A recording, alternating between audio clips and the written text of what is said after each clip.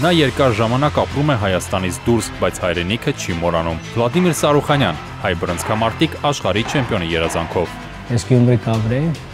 որ մեր բարեկամների մոտ կուտանք, որ չմոռանամ հայկականը, պես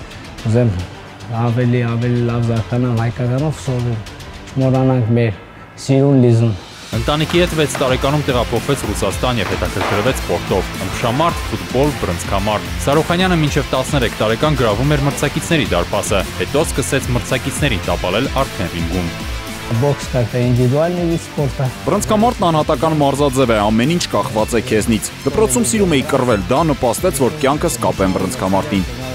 Սիրողական կարիերայում Վլադիմիրը դարձավ Ռուսաստանի չեմպիոն, 2 անգամ հաղթեց աշխարհի երիտասարդների առաջնությունում եւ հաջողեց Եվրոպայում։ 2011-ին սկսեց ելույթ ունենալ արդեն Հայաստանի դրոշի ներքո։